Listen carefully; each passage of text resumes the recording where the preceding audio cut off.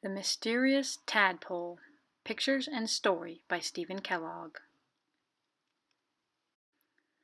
A post office in Scotland. To my nephew. Uncle McAllister lived in Scotland. Every year he sent Lewis a birthday gift for his nature collection. "This is the best one yet," cried Lewis.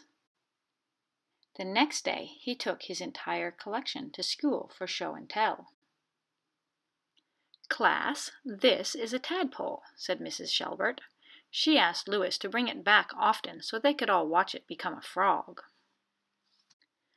Lewis named the tadpole Alphonse. Every day Alphonse ate several cheeseburgers. "Dear Uncle McAllister, I think that Alphonse is the best present that anybody ever sent. Thank you. Love, Lewis.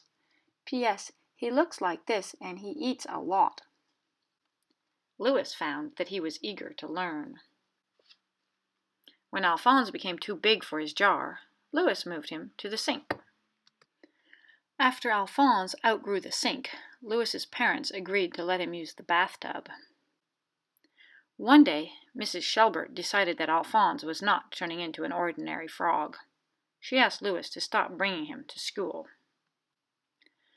By the time summer vacation arrived, Alphonse was enormous. "He's too big for the bathtub," said Lewis's mother. "He's too big for the apartment," said Lewis's father. "He needs a swimming pool," said Lewis. "There is no place in our apartment for a swimming pool," said his parents. Lewis suggested that they buy the parking lot next door and build a swimming pool. "It would cost more money than we have," said his parents. "Your tadpole will have to be donated to the zoo." The thought of Alphonse in a cage made Lewis very sad. Then, in the middle of the night, Lewis remembered that the junior high had a swimming pool that nobody used during the summer.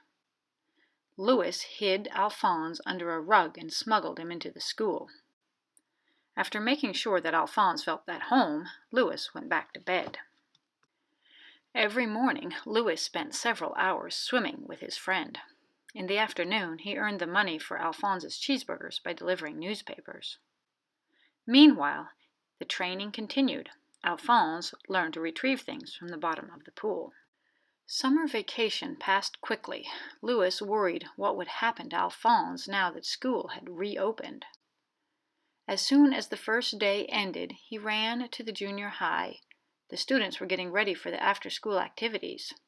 "Swim team report to the pool immediately, Coach Grump." Lewis arrived just as the first swimming race began. Alphonse was delighted to see all the swimmers. "It's a submarine from another planet," bellowed the coach. "Call the police! Call the Navy!" "No, it's a tadpole," cried Lewis. "He's my pet." The coach was upset and confused. "You have until tomorrow," he cried, "to get that creature out of the pool." Lewis didn't know what to do. On the way home, he met his friend, Miss Severs, the librarian, and he told her his problem. Miss Severs went back to the junior high school with Lewis. But when she saw Alphonse, she was so shocked that she dropped her purse and the books she was carrying into the swimming pool. Alphonse retrieved them. Then Miss Severs telephoned Lewis's Uncle McAllister in Scotland. He told her that he had caught the little tadpole in Loch Ness, a large lake near his cottage.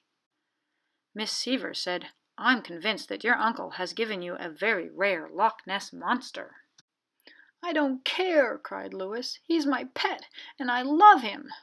He begged Miss Severs to help him raise enough money to buy the parking lot near his apartment so he could build a swimming pool for Alphonse. Suddenly Miss Severs had an idea. "In 1639 there was a battle in our city's harbor," she said. "A pirate treasure was sunk, and no one has ever been able to find it. But perhaps we can."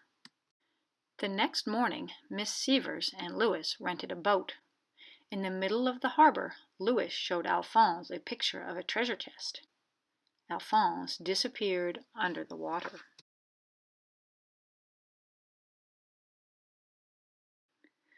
Lewis and Miss Severs bought the parking lot. They hired some helpers. And when the pool was completed, all the children in the city were invited to swim. That night, Louis said, "Alphonse, next week is my birthday, which means that we've been friends for almost a year." Far away in Scotland, Uncle McAllister was also thinking about the approaching birthday. While out hiking, he discovered an unusual stone in a clump of grass and sticks. "A perfect gift for my nephew," he cried. "I'll deliver it in person." Uncle McAllister arrived at Louis's apartment and gave Louis the present. Louis couldn't wait to add it to his collection. Suddenly, a crack appeared in the stone.